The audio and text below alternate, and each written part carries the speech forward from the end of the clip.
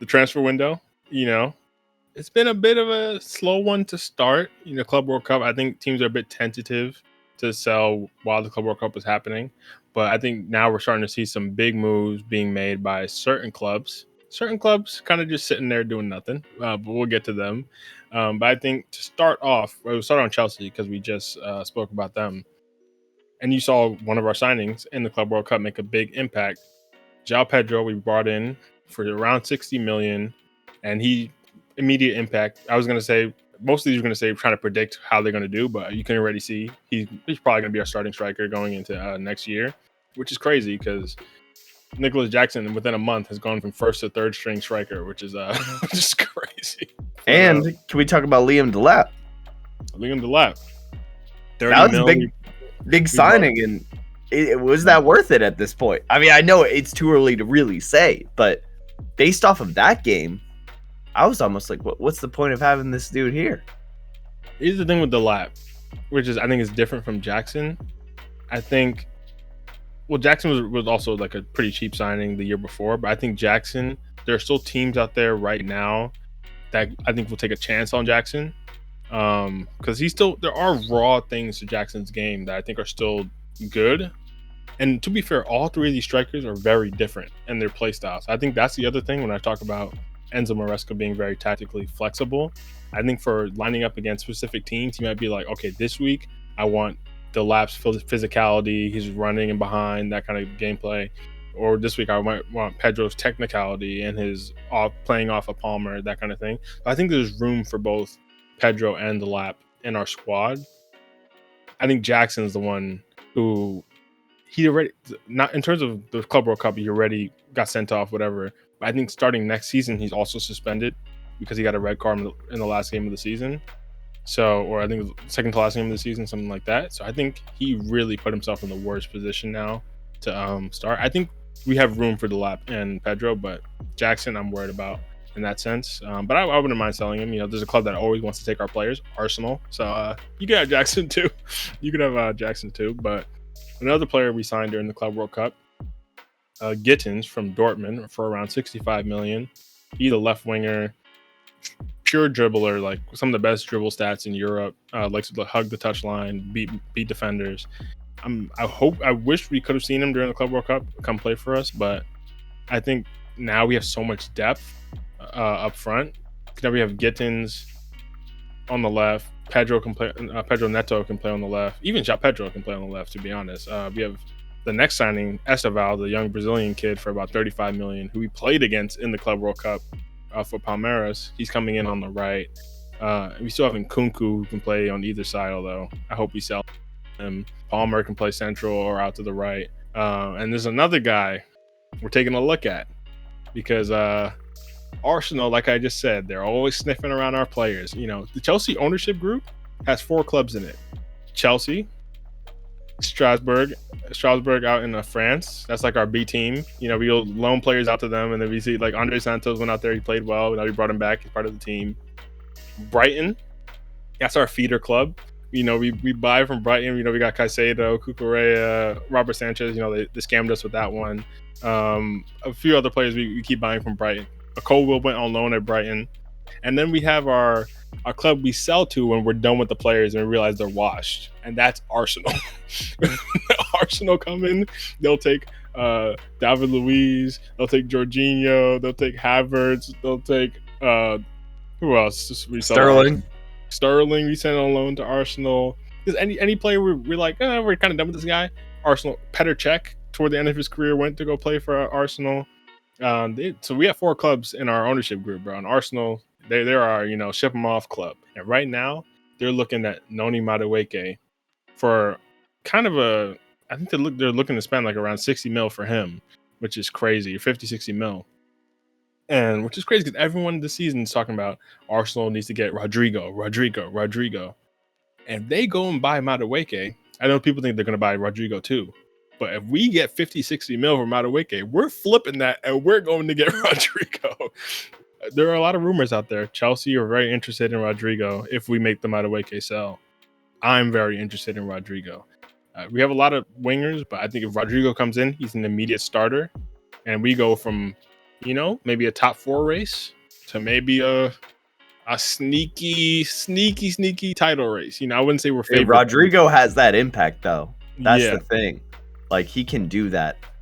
And it's kind of scary, though, how he's also been linked, like you said, to Arsenal, even to Liverpool, I've heard. Like, these are just some scary combinations. As a United fan, a broke-ass United fan, bro, I'm just disappointed that it's happening now, because I would love to see him in our kit, but that'd been crazy. He's probably not a man of charity at the moment. Yeah, well, let's transition that to United, actually. Last time we talked about the transfer window, we talked about you guys signed Matheus Cunha.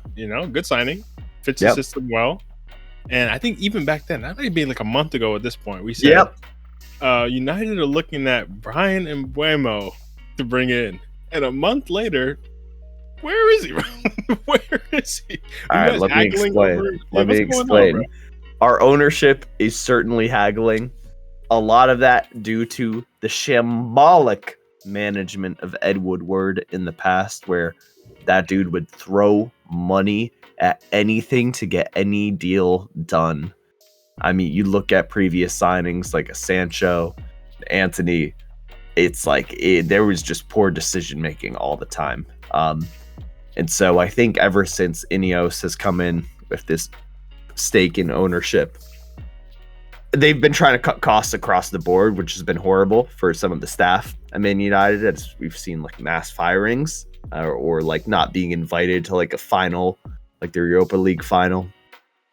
And we're seeing it now in the transfer window as well, where we're literally haggling over like maybe 5 to 10 million. And it just means that much for the club and its finances right now.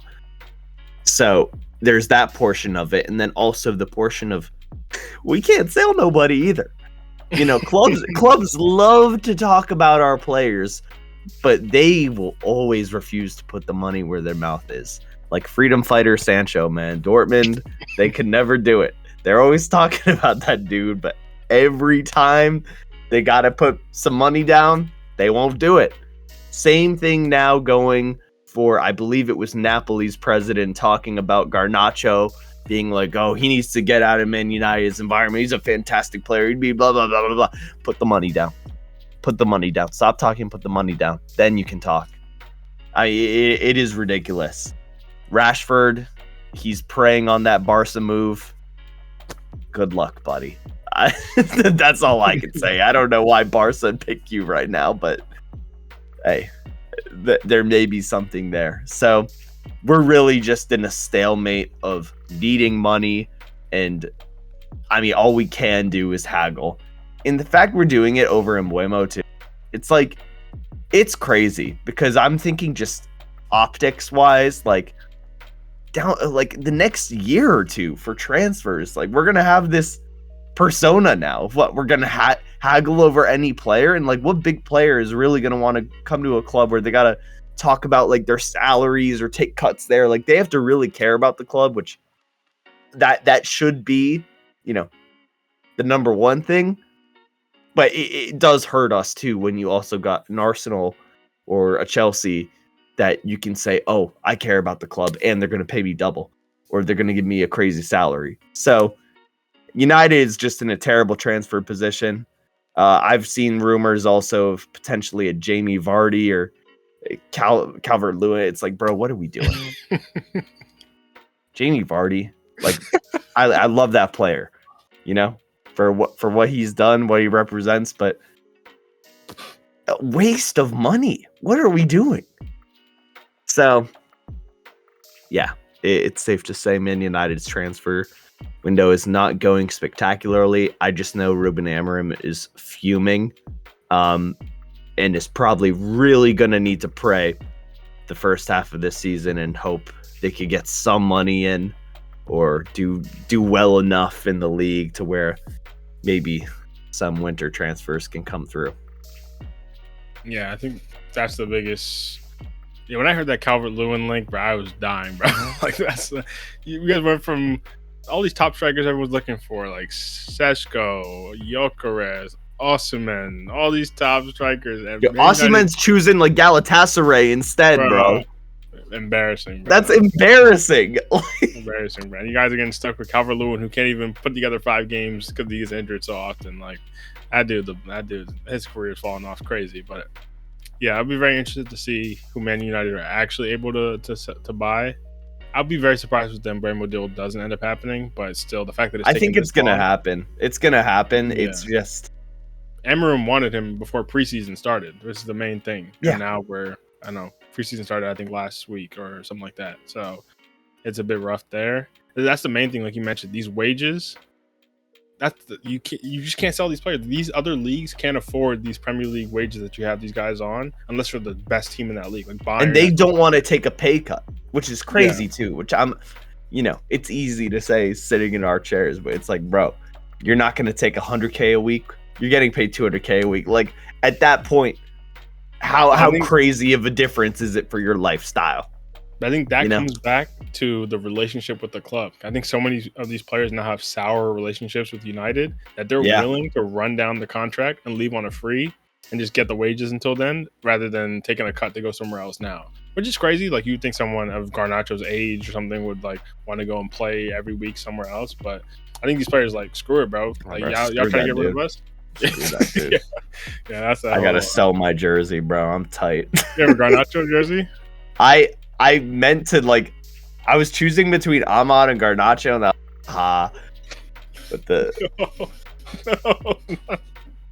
no, that's a crazy fumble. It's crazy because I chose it right before, it was during Christmas time, and right after that was when they were talking about his brother leaking shit to the media and just sour shit. And I'm just like, man, what the hell? That's crazy. But just some other quick transfers to run through. We won't talk about all of them. But stop me if there's a big one you think we should at least note. Liverpool. We talked about Verse however many weeks ago. This has officially been signed now. 125 million. It's crazy, but he's meant to be that big of a game changer for them. So we'll see how that goes. Gyokeres for 45 million from Bournemouth. Also, rest in peace, Diogo Jota. I don't think we spoke about that last week, but I'm sure that's gonna play a factor in Liverpool's season for sure. I think they're gonna have tributes and stuff for him early season. So I don't want to judge their transfer window too harshly because obviously that throws a wrench in the works and that's bigger than football. But those are some massive signings for them at least. Arsenal, Zubamendi, that one they were going back and forth for a while. They were trying to get a move to Madrid or something, but finally got that one in for 70 million. Norgard from, I think, Brentford. He went there for 11 million. Solid little defensive midfielder, nothing crazy. Kepa from Chelsea. There's another one. A little backup keeper for them. I think Kepa's a good signing, though, in terms of just playing the cups or something. That's something crazy. But the big one, they've been going after for a while. It was him or Seshko. And finally, I don't think it's technically official, but they have said the agreements have been signed. So any day now, I think the medical, whatever. Here we go. It's coming. Yeah, it's coming. A little, Italian. Victor Gyokeres from Sporting has pretty much officially signed for Arsenal for around 75 million. That's the big one. If things go how people think they're going to go, he scored freaking 500 goals last season for Sporting, going crazy in that league. People say he's a penalty merchant. People say he only really scores against the weak teams. I don't know. I don't watch the Portuguese league, so I can't comment on him too heavily. But he did look good in the Champions League when I saw him. Go ahead. I will say one thing. Two things, actually. One, I want to draw attention to how he has acted during this transfer window. Because I think that's something maybe we don't talk about enough when talking about players. And how, just to give some context, he had a bit of a gentleman's agreement with the Sporting leadership where, because he did so well this season, they would agree to let him go. This is the season, this is the time for him.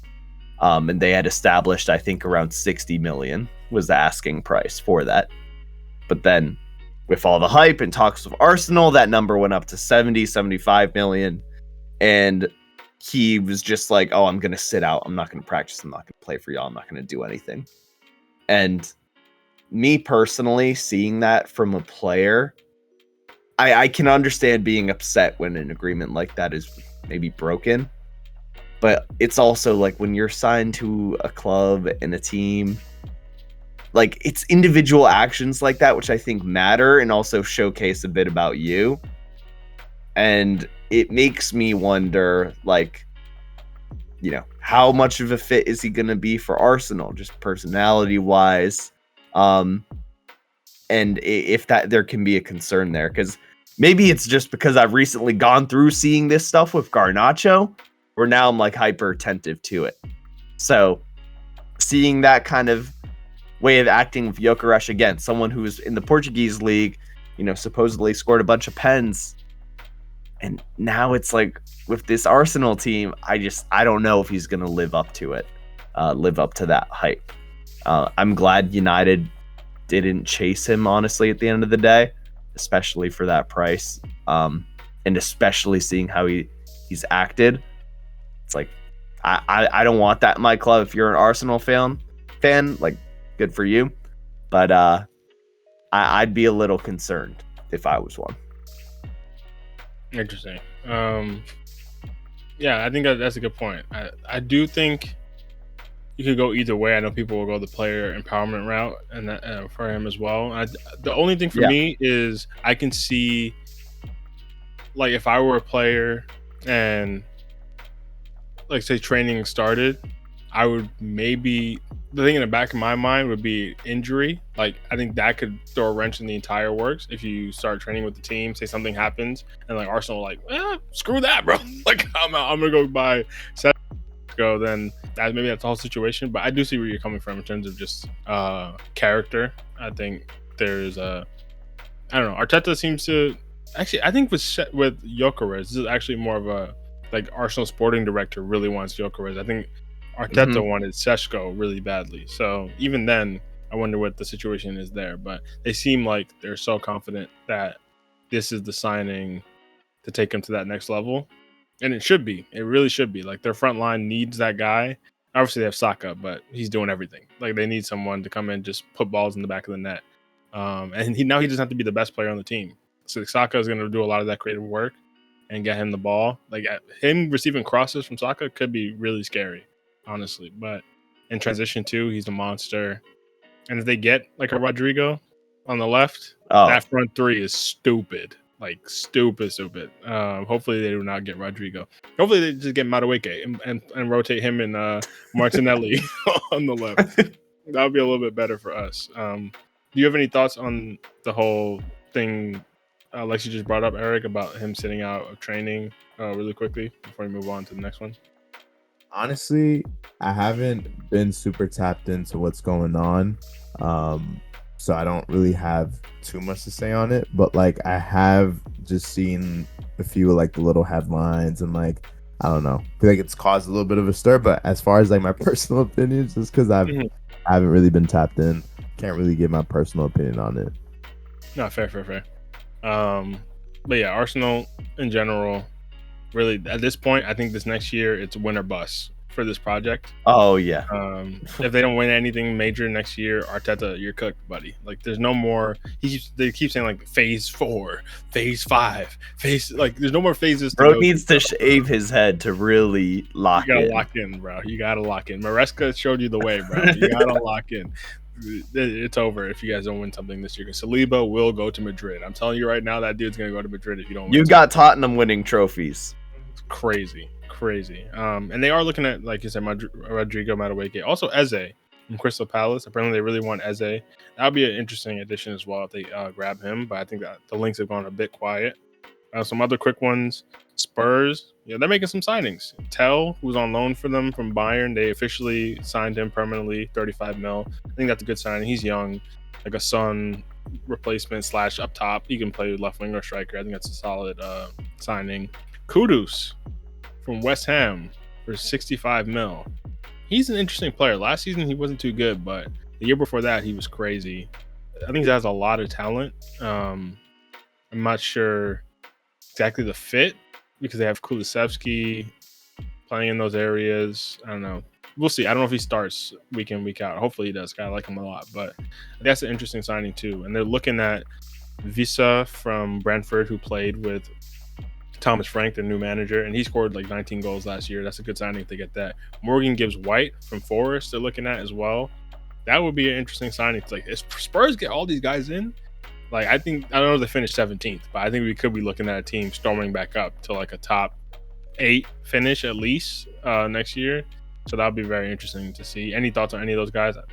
No problem if you don't. I can run on. No, I think they're good signings, especially, is it Visa? I always in my head, I'm like, Wissa. I don't know why.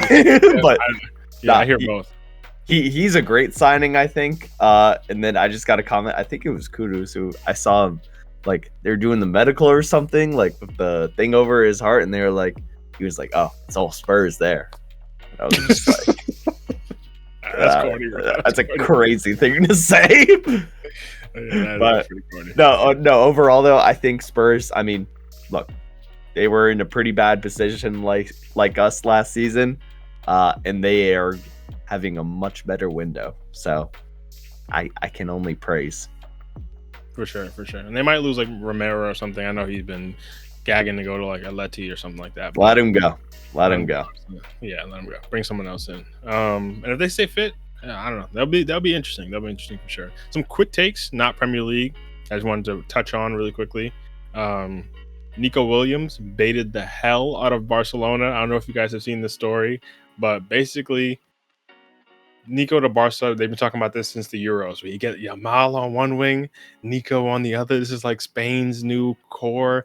And we have Pedri, we have Gavi. Like, we're going to go crazy. And last year it didn't happen. Barca, financially cooked in general. And this year, they kind of had given up on that. Apparently, Nico Williams went back and approached them again and said, I really want this move to happen. Barca's trying to make it happen. They're moving around the books.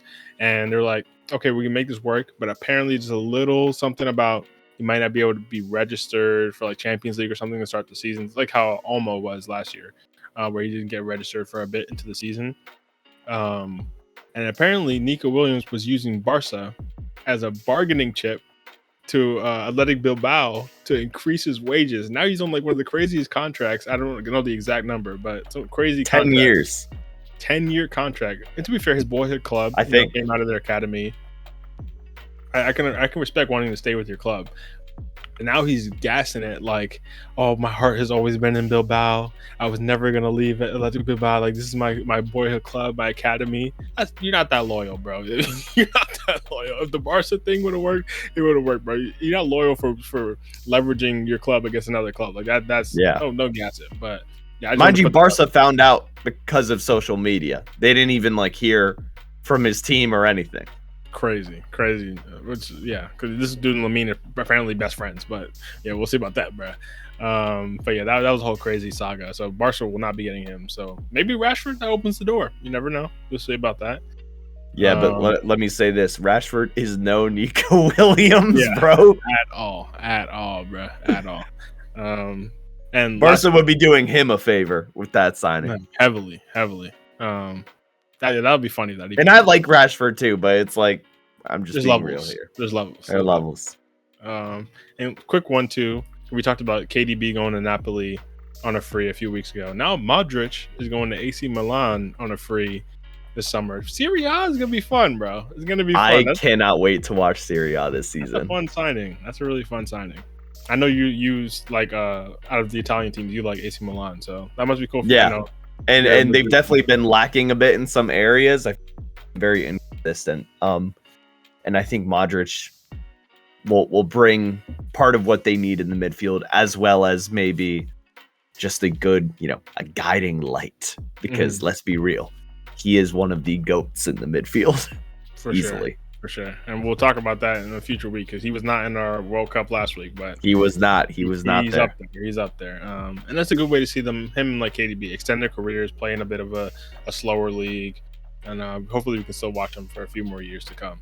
But the last, I was gonna say, what draws you to AC Milan, man? What draws me to it is simply the fact that when I was a kid, my godfather gifted me a fake Ibrahimovic jersey, and I love that jersey and Ibrahimovic. And that just drew me to them. Simple as So that. no Captain America fandom. Man, no. I'm just trolling, man. I'm just trolling. not that MAGA dude, man. Oh my god, Captain, yeah, that dude's funny. Former Chelsea player, you know. Glad he's gone. But anyway, not sold to Arsenal. Yeah, not yet, bro. Not yet. They all end up at Arsenal one day.